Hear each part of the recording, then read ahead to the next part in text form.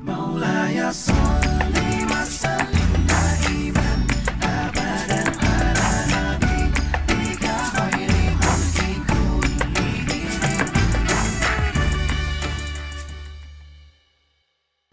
أعوذ بالله من الشيطان الرجيم.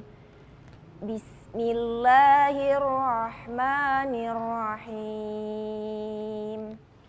إنما يفتري الكذب الذين لا يؤمنون بآيات الله وأولئك هم الكاذبون. Sesungguhnya yang mengada-adakan kebohongan hanyalah orang yang tidak beriman kepada ayat-ayat Allah, dan mereka itulah pembohong. Quran Surat An-Nahl ayat 105. Shadaqallahul azim.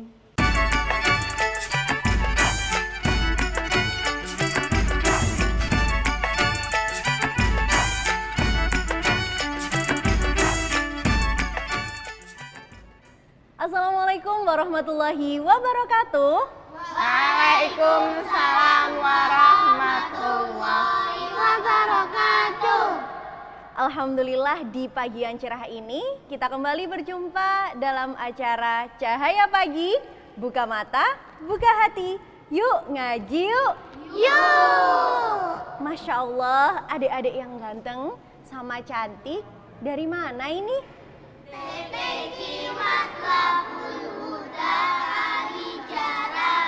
Nah, kalau tadi saya menyapa yang ada di depan saya juga menyapa yang ada di samping saya. Ada Kak Rika sama siapa nih ya yang cantik banget ini? Nanaku itu Trili Latukonsina. Oh, Trili Mulia. Tuh kan, Mulia. Ya sudah. Siapa yang bener nih Kak Rika namanya? Mulia. Iya Mulia wes, Mulia. Kok mulia? Kok terpaksa gitu namanya? Nah, adik-adik, ada nggak yang kayak Mulia gini sukanya bohong? Ya malu. Adik-adik yang ada di rumah, apakah adik-adik juga suka bohong ke orang tuanya, ke temennya mungkin, atau ke siapapun di sekitarnya? Padahal bohong itu nggak boleh ya Kak Rika? Tidak boleh, Kakak. Adik-adik yang ada di sini, mau nanya dong, bohong itu perbuatan terpuji atau tercela sih? Nah, kira-kira seperti apa sih Kak pandangan Islam mengenai bohong ini? Alhamdulillah, hari ini sudah bersyukur semuanya? Alhamdulillah wahda, sadaqa wa'da, wa nasara 'abda, wa a'azza jundah, wa hazamal ahzaba wahda. Asyhadu an la ilaha illallah wa asyhadu anna Muhammadar Rasulullah la nabiyya ba'dah, amma ba'du. Mulia, Hah, kamu kemarin dari mana? aku habis dari jalan-jalan. Aku naik Alphard. Naik Alphard? Heeh. Kemana? Aku jalan-jalan ke Amerika, Eropa, ke mana ya? Emang kemana? Ngapain jalan-jalan? Aku telit Taj Mahal. Rumahku tingkat tinggi. Aku sukanya makan burger. Kayaknya Mulia nggak jujur deh. Diam. Kak Rika diam. Diam. Iya. Aku itu sukanya jalan-jalan ke luar negeri. Sudah. Emang nggak boleh kalau bohong. Kita harus membiasakan untuk jujur, teman-teman. Mau tahu kenapa? Emang kenapa? Ada sebuah kisah dari negeri Madinah, sebuah pasar, di sana ada penjual susu. Ada seorang ibu dan anak, dan penjual susu di pasar itu mereka tidak jujur. Mereka mencampurkan air dengan susu. Dan ketika pulang ke rumah, mereka mulai gelisah. Umar bin Khattab yang setiap hari meronda di daerahnya ingin tahu apakah ada nggak warganya yang kelaparan, ada tidak yang kekurangan. Sampailah di sebuah rumah, semuanya sudah mati lampunya. Tinggal satu rumah yang masih bercahaya, terbuat dari api dan nyala lilin. Rumah itu ada dua suara. Umar menyandarkan tubuhnya dan mulai mendekatkan telinganya. Anakku, ini kentong yang berisi susu. Gimana kalau kita campur dengan air seperti pedagang-pedagang yang lain? Setiap hari kita sembah sedikit yang beli. Pelanggan kita pada lari ke tempat sebelah. Karena susu yang dijual oleh penjual sebelah lebih murah daripada milik kita. Kalau terus-terusan seperti ini, kita bisa rugi, nak. Bagaimana kalau kita ikut-ikutan penjual susu yang lain? Kita campur dengan air supaya kita punya lebih yang banyak, dapat untung. Karena susu domba kita semakin sedikit sekarang. Sekarang kan musim kemarau. Putrinya menjawab, Ibu, jangan dicampur. Biarkan penjual yang lain mencampur dengan air, tapi kita jangan. Ibu ingat, Khalifah Umar melarang orang-orang berdagang dengan tidak jujur. Tapi kan Umar tidak tahu, nak. Kalau kita tidak ngomong dan tidak ada yang tahu, tidak ada yang melihat, kita campur saja supaya susunya lebih banyak. Ibu, jangan dicampur susunya. Umar memang tidak tahu, tapi Allah Maha tahu. Sejak saat itu, Umar yang mendengar pun dia pulang ke rumahnya. Dan dia membangunkan putranya yang bernama Asim yang lagi enak-enaknya tidur. Asim bangun. Ya ayah. Kenapa? Ada apa ayah? Ini sudah tengah malam. Wahai anakku Asim, besok pagi datanglah ke pasar.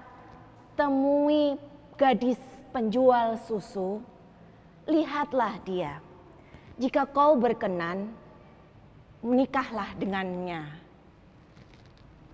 Karena takwa kepada Allah dan ia berbakti kepada orang tuanya, Asim menurut. Keesokan paginya, Asim datang ke pasar dan melihat si gadis penjual susu. Akhirnya mereka pun menikah. Lihat, orang yang jujur akhirnya Allah mengangkat derajatnya. Allah pasangkan dengan orang yang mulia. Seorang gadis miskin Allah angkat dan dia mendapatkan suami seorang putra raja, putra Umar bin Khattab, yang nantinya mereka akan memiliki keturunan yang mulia, yaitu Umar bin Abdul Aziz yang juga sangat terkenal nantinya. Masya Allah, ternyata jujur itu bisa membawa pengaruh yang besar sekali kepada hidup kita ya Kak Rika. Betul sekali Kak. Luar biasa. Mulia, jadi pengen terus bohong. Aku malu kalau bohong terus. Nanti aku nggak dipercaya. Oh iya, nanti kalau lama-lama bohong nggak dipercaya sama orang ya benar Kak sekali. ya. Sekali bohong biasanya kita akan susah sekali untuk dapat dipercaya oleh orang lain. Betul. Nah Kak Rika, berbicara mengenai dusta. Sebenarnya dalam Islam apakah diperbolehkan sih Kak dusta itu? Masya Allah, sahabat kisah yang ada di rumah dan ada di sini, ketika kita berbohong boleh nggak sih? Diperbolehkan nggak? Ada 3 Kak yang diperbolehkan untuk kita tidak mengatakan yang sebenarnya. Yang pertama, saat kita mendamaikan orang yang sedang bertengkar. Jadi kita tutupi supaya mereka tidak terus bertengkar. Kemudian yang kedua, mendamaikan suami istri yang juga sedang bertengkar. Jadi tidak boleh kita bicarakan aib-aibnya. Kita tutup, cukup kita yang tahu. Tidak boleh disebar kemana-mana, tidak boleh diceritakan yang sebenarnya supaya tidak semakin membuat emosi dan marah. Dan yang ketiga teman-teman, ini yang diajarkan oleh Rasulullah. Ketika kita berperang, kita boleh untuk tidak mengatakan yang sebenarnya atau berbohong, karena itu adalah sebuah strategi. Kita nggak boleh berbicara yang sejujurnya, nanti musuhnya tahu dong. Nah, jadi ketika berperang kita boleh, itulah yang namanya strategi. Itu diperbolehkan Kak dalam perang. Jadi Begitu. ada beberapa bohongnya itu emang boleh ya Kak? Boleh. Tapi dalam kehidupan sehari-hari kita kan kita tidak sedang berperang. Jadi hindarkan itu. Nah, kalau adik-adik yang ada di sini, ada yang sukanya bohong? Nggak ada Kak katanya. Mulia aja dong ya berarti. Malu ya. Malu aku. Kalau berbicara mengenai orang yang suka bohong, sebenarnya caranya kita untuk selalu jujur itu gimana sih Kak Rika? Nah, ini teman-teman, supaya kita selalu berkata jujur, ingat-ingat bahwa Allah mempunyai azab yang sangat pedih, mempunyai hukuman buat kita nantinya. Ingat-ingat. Jadi ketika kita ingat apa yang akan menjadi hukuman kita kelak, kita akan takut. Dan akhirnya kita bisa menjaga perkataan kita untuk tidak selalu bohong. Kemudian supaya kita selalu berkata jujur, ini teman-teman, tahu nggak cerita tentang Pinocchio? Enak dong kalau kita berbohong ketahuan, hidungnya tambah panjang, tambah panjang, tambah panjang. Tapi itu adalah cerita yang tidak nyata. Jadi supaya kita bisa terhindar dari sebuah kebohongan, kita banyak-banyak belajar tentang kisah orang-orang terdahulu. Kita meniru orang-orang yang selalu jujur. Siapa? Rasulullah. Dia memiliki sifat amanah, terpercaya. Dia tidak pernah bohong, akhirnya dia dipercaya oleh orang-orang. Dan dia akhirnya menjadi seorang yang kaya raya. Rasulullah menjadi seorang pemimpin yang tangguh karena dia tidak pernah berbohong. Seperti itu Kak Tania. Iya, luar biasa ternyata ya dampaknya ketika kita bohong sekali, nggak ada yang percaya lagi. Beda kalau orang selalu jujur, pasti ngomong dikit sudah dipercaya gitu ya Kak Betul Rika? sekali. Nah, kan tadi saya sudah banyak nanya nih tentang dusta-dusta. Pasti adik-adik di sini juga banyak ingin tahu, kepo ya istilahnya. Sama sebenarnya dusta-dusta, mungkin adik-adik ada yang mau nanya, boleh? Iya, silahkan. Kita kan masih kecil, boleh bohong nggak? Masya Allah ya pertanyaannya. Saya juga nggak tahu nih, adik-adik ini sudah pada kepo. Kita kan masih kecil Kak, boleh nggak sih anak kecil itu bohong gitu Kak Rika? Gimana menurut Kak Rika? Oh Masya Allah. Untuk adik-adik yang masih PAUD biasanya disebut dengan dosa putih ya, dia akan sering berbohong, itu masih bisa dimaafkan. Tapi kalau sudah tamyiz dan bisa membedakan mana yang baik, mana yang buruk, sebaiknya kita hindarkan untuk berbohong. Kenapa? Satu kali berbohong nanti akan berbohong selanjutnya. Contoh nih Kak, waktu terlambat sekolah, kalian naik sepeda padahal kesiangan, ditanya bu gurunya, kenapa terlambat? Bu, sepedanya bocor. Bocornya ada di mana? Di depan apa ban belakang? Bohong lagi akhirnya. Di belakang Bu, terus saya gak bawa uang.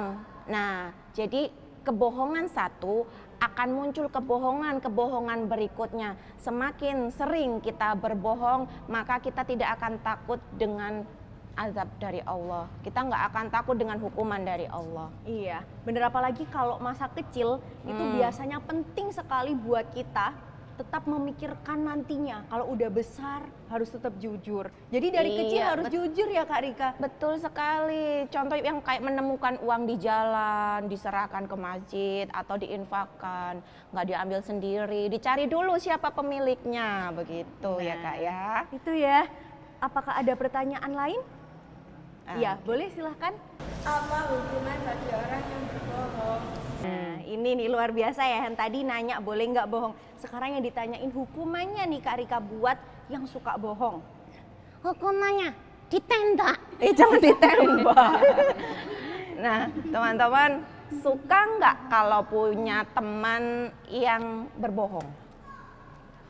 Tidak suka. Hukuman yang pertama yang sudah pasti nampak kalau kita sering berbohong, dijauhi teman, tidak dipercaya lagi. Kalau kita sudah tidak dipercaya lagi, maka kita akan jauh atau semakin sedikit temannya. Tuh ya. Kemudian yang kedua, ketika kita suka berbohong, maka Allah marah. Keberkahan akan menjauh. Contoh tadi, gadis penjual susu, dia keberkahannya tambah datang karena dia semakin jujur. Sedangkan penjual susu yang mencampur air itu tadi dapat hukuman dari Umar. Oh ya? Iya, mereka ditangkap. Mereka ditangkap, para pengoplos susu itu ditangkap dan mereka dipenjara dan tidak boleh menjual susu. Mereka akan dikenakan denda oleh Umar karena Umar sangat tegas. Jadi sangat berlaku. Kalau kalian ketahuan berbohong nih ya, seumpama mengambil uang temannya, waduh, bisa-bisa ke kantor polisi, di penjara ya, Kak? Iya, waduh, jangan sampai ya. Masya Allah, itu Luar biasa sekali ya. Ternyata bohong itu tidak dapat mendatangkan iya, berkah. Benar sekali, tidak dapat mendatangkan berkah. Hidup kita makin susah yang ada ya Kak Rika. Susah aku. Iya. Nah itu tadi kita sudah banyak sekali membahas mengenai kalau dusta itu dampaknya seperti ini. Kira-kira jika kita sudah berdusta, bagaimana sih Kak caranya kita untuk dapat bertobat? Di dalam surat An-Nahl ayat 105, teman-teman, jauhilah berbohong. Ketika kita berdusta, maka kita akan sulit untuk keluar karena itu adalah jeratan setan. Setan itu sangat luar biasa ya untuk mengajak kita supaya jauh dari Allah. Semakin kalian sering berbohong, kalian akan jauh dari Allah. Caranya untuk kita selalu dekat dan menjaga kita supaya tidak selalu berbohong, maka kita harus sering-sering istighfar. Sering-sering ingat bahwa azab Allah itu sangat pedih, sangat-sangat pedih. Seperti kisahnya seorang penjual minyak wangi, dia dititipi kalung oleh seorang musafir yang hendak pergi haji. Dititipkan kalungnya, ternyata dia tidak jujur. Kalungnya disembunyikan untuk diambil. Dan si pemuda ini sudah tidak punya harta lagi untuk pulang. Ketika ia mau meminta, ternyata kalung itu masih disembunyikan. Dia tidak mengaku. Dia terkenal jujur di wilayah itu. Dan dia minta tolong kepada si penguasa. Dan apa yang katakan penguasa? Wahai anak muda, ketika aku ke toko minyak wangi, jangan tundukkan kepala, jangan tundukkan badan, jangan menyapaku. Silakan kau tetap berdiri. Betul saja, ketika si penguasa lewat, si pemuda tidak menundukkan kepala dan tidak membungkukkan badan sama sekali. Orang-orang heran, kenapa pemuda ini tidak menundukkan kepala dan tidak memberikan hormat? Siapa pemuda ini? Akhirnya si penjual minyak wangi ketakutan. Dia masuk ke dalam tokonya dan dia mencari kalungnya. Dan betul ketemu dan diberikan kepada pemuda dan dia minta tolong untuk tidak dilaporkan supaya dia tidak dihukum. Jadi si penjual minyak wangi ini takutnya kepada manusia bukan kepada Allah. Supaya kita terhindar dari sebuah kebohongan, maka kita takut kepada Allah bukan kepada manusia. Hukuman Allah itu mengerikan, tidak diberikan sekarang tapi esok-esok. Iya, kita harap semua yang dengerin ini bisa terhindar dari sifat kebohongan, bisa terhindar dari hukuman Allah juga. Sebab bagaimanapun dusta itu merupakan perbuatan tercela. Pertanyaan terakhir ya untuk Kak Rika dan pasti adik-adik yang ada di rumah maupun yang ada di sini juga pengen tahu. Misalnya nih Kak, kita ketemu sama teman yang sukanya itu dusta, sukanya itu bohong, ngomongnya nggak pernah jujur. Kita bisa apa sih Kak? Ditukulin ayo. Jangan dipukul ya. Teman-teman, ketika kita punya atau menemukan teman kita, bestie kita ya, bestie kita berbohong Kak, maka kewajiban kita sebagai anak solih, anak solihah diingatkan. Nggak ditiarin aja. Jangan dibiarin, nanti dia akan setiap hari sering berbohong. Kita harus ingatkan bahwa apa yang dia lakukan itu tidak benar. Kalau sering berbohong, maka dia itu termasuk orang yang Disukai setan. oh betul sekali. Sifat setan, ingat, sifatnya setan adalah munafik. Jika dipercaya, dia khianat. Dia tidak pernah jujur, selalu mengompor-ngomporin orang untuk marah. Nah, ketika orang bohong itu biasanya membuat orang marah kan akhirnya. Coba teman-teman bayangkan, kalau ketahuan bohong, ibunya marah nggak? Marah lah. Nah, akhirnya ibunya marah, ayahnya marah, temannya marah. Akhirnya dia kena apa imbasnya? Dia dipukul atau tidak boleh main, temannya menjauhi, semua orang tidak suka. Nah, kalau kita sudah tidak suka dengan anak yang tidak jujur, maka Kasihan ya ke anak kancane. nggak punya teman lagi, Nggak punya testi. nggak punya bestie. Ini terakhir, paling terakhir ya pemirsa yang ada di rumah. Soalnya masih banyak kekepoan saya nih ya tentang dusta. Kalau kita misalnya diajak sama temen buat bohong, yang bisa kita lakuin gimana Kak? Gimana ya enaknya? Kalau Mulia maunya gimana? Oh, aku pernah diajak kayak gitu. Terus?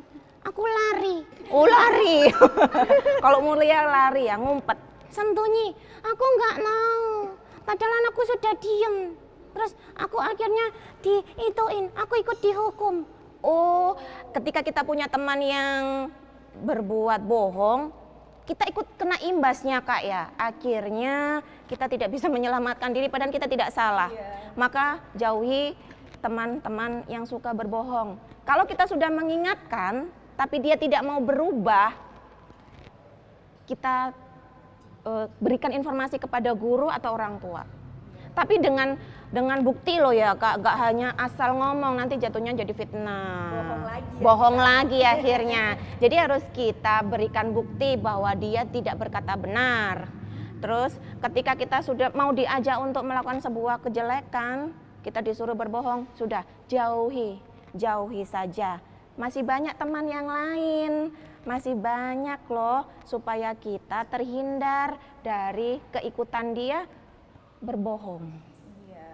Mau nggak punya teman yang pembohong? Nggak mau. Aku nggak suka teman yang suka bohong.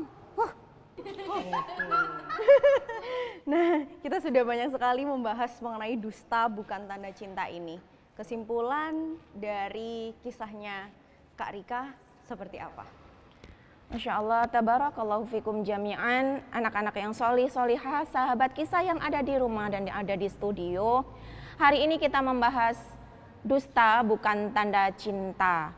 Ketika kita sering berbohong, itu bukan cinta. Contoh kisah yang pertama, Fatimah, dia cinta kepada ibunya, akhirnya dia tidak mau berbohong. Kenapa? Dia tahu ketika Allah akan memberikan azab, dia sudah takut dahulu. Karena apa? Karena ada iman di dadanya. Ketika orang yang memiliki iman, anak-anak yang solih dan solihah yang memiliki iman akan takut. Akhirnya nanti Allah tidak akan ridho. Rahmat Allah akan menjauh. Dan Kak Rika berpesan, yuk semuanya kita jaga keluarga kita, jaga lisan kita supaya tidak menyakiti orang, supaya kita selalu berkata jujur. Pasar Paing, pasar legi. Bakul jajan, bakul roti. Terus Dadi menungso kudu hati-hati, tetap jujur, ojo seneng bujui. Nah, luar biasa ya. Kak Rika punya pantun, saya juga nggak mau kalah sama Kak Rika. Surabaya dalane sepi, melaku-melaku nang pasar turi. Ojo lali nonton Cahaya Pagi, insya Allah nonton ati. Nah, pantun tersebut sekaligus menutup perjumpaan kita juga di episode kali ini. Luar biasa ya adik-adik yang ada di rumah. Ingat, kita tidak boleh apa adik-adik? berbohong. Nah, kurang lebih seperti itu episode kali ini, kisah yang luar biasa. Terima kasih Kak Rika, terima kasih juga untuk adik-adik yang ada di rumah sudah ngikuti dari awal sampai akhir. Wassalamualaikum warahmatullahi wabarakatuh. Waalaikumsalam warahmatullahi wabarakatuh.